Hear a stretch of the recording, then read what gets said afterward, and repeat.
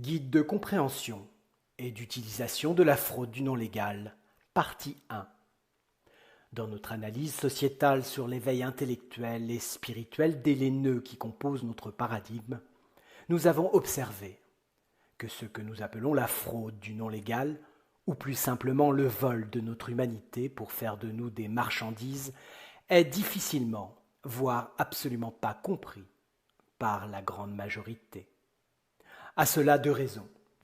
La première est la multiplication des informations concernant ce crime contre l'humanité qui se morcelle dans tous les sens via les différents supports informatifs sans donner de réponse concrète aux questions simples que vous vous posez.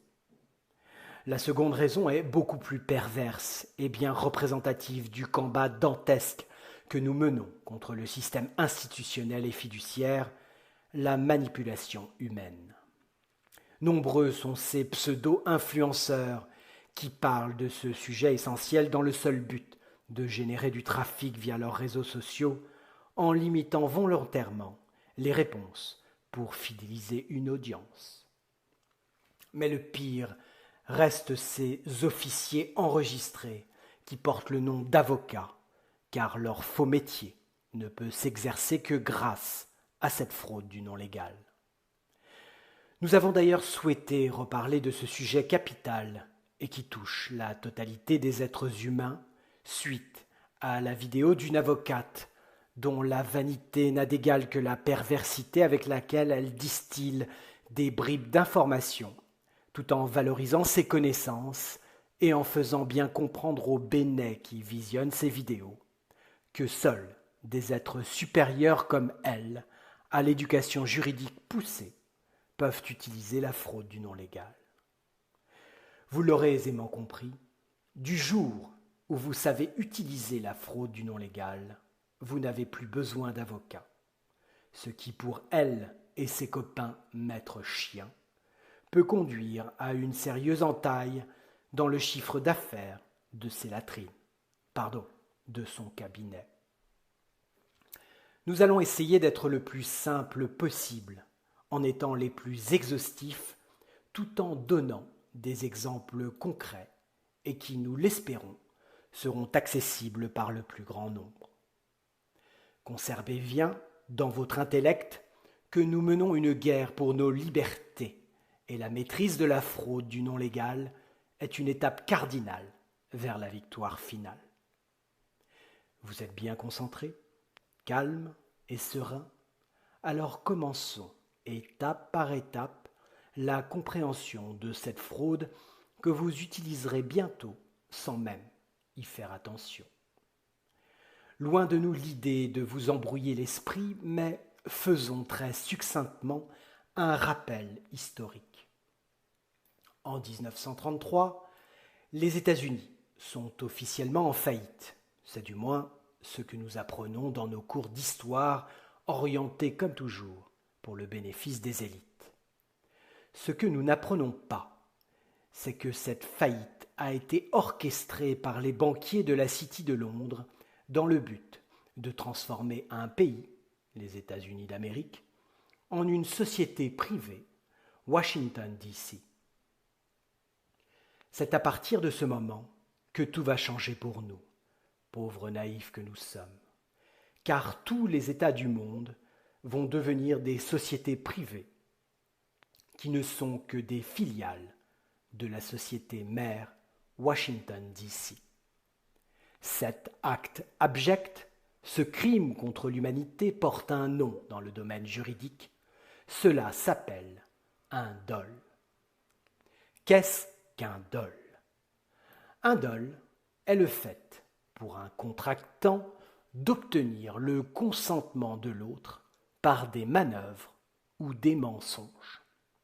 Il est sanctionné par la nullité du contrat. Pour simplifier, toutes les obligations que vous imposent les gouvernements, et ce, quel que soit le pays, sont illégitimes et ne peuvent vous être imposées. Maintenant que nous avons la charpente de notre dol, essayons de comprendre comment ces charognes de banquiers et de gouvernements procèdent pour nous soumettre à leur escroquerie. Vous savez dorénavant que les gouvernements sont des sociétés privées, enregistrées au tribunal de commerce de leur pays, avec un numéro SIRET et un président directeur général que l'on vous présente comme un président pour duper les populations et légitimer l'État qui n'est qu'une simple entreprise totalement illégale. Quand nous parlons de Macron ou n'importe quel autre président, nous disons toujours le président par-ci, le président par-là. Alors que ces présidents sont des présidents directeurs généraux de sociétés privées qui agissent pour leurs avantages pécuniaires et accessoirement pour leurs biens de leur société. Combien avez-vous vu de PDG de grosses entreprises quitter leur société avec des millions d'euros alors que la société était en train de déposer le bilan? C'est exactement la même chose avec la société République française présidence. Numéro de SIRET 1, 6 x 0, 1, 7, 3 x 0, 1, 0. Et numéro Dun & Bradstreet 5, 4, 2, 4, 7, 2, 2, 1, 2. Ces deux numéros sont la preuve irréfutable que notre gouvernement est une société. Le numéro SIRET, système d'identification du répertoire des établissements, correspond à une série de 14 chiffres servant à répertorier les entreprises françaises. Bien entendu, chaque pays a sa propre codification. Le numéro Dun & Bradstreet est une société privée nommée The Dun & Bradstreet Corporation. C'est une société américaine qui fournit des données commerciales, des analyses et des informations aux entreprises. Mais la réalité est qu'aucune société ne peut être un gouvernement et qu'aucun gouvernement ne peut être une société.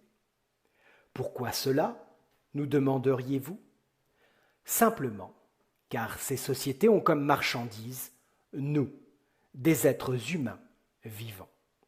Mais alors, comment une société privée peut gérer, organiser, imposer des normes, vendre ou acheter des êtres humains vivants? Elle ne